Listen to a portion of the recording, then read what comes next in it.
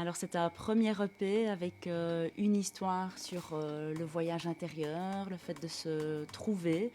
Je crois qu'on passe un peu tout son temps à se chercher, à se cacher, à cacher des choses qui ne nous plaisent pas en nous-mêmes. Et donc c'est vraiment une invitation au voyage intérieur pour trouver la personne qu'on est et être fier de qui on est en fait.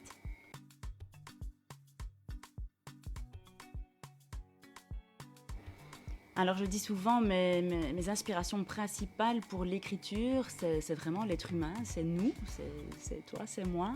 Tout ce qu'on vit, les émotions principales, puis tous les sentiments, la multitude de sentiments qui y découlent. Je trouve ça passionnant en fait de parler de l'excès des émotions finalement qui vont de l'excès joie à l'excès colère ou l'excès pleurs par exemple. Et on vit tous avec tellement d'émotions, on fait un peu ce qu'on peut avec, on mélange le tout et ça fait nous.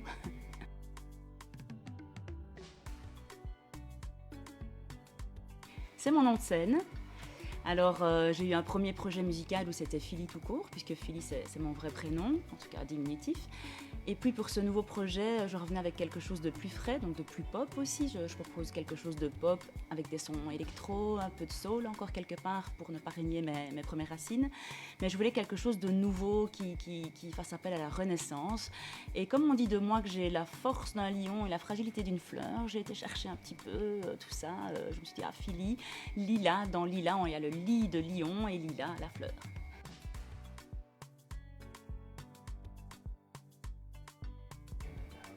Alors c'est vrai qu'en Belgique, je suis dans le métier depuis pas mal d'années, donc j'ai beaucoup tourné avec des musiciens vraiment de chez nous. Il y a énormément de talent, vraiment c'est plein de talent partout.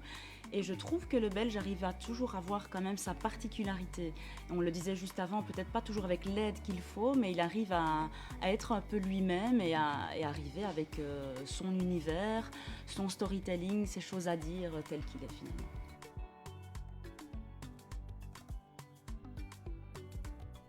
Alors, les endroits pour me suivre, évidemment, il faut s'abonner à tous les réseaux sociaux, Instagram, Facebook, YouTube, les plateformes aussi, Spotify notamment. C'est là qu'on retrouve toutes les infos. Pour le moment, on est en train de travailler sur la recherche des dates.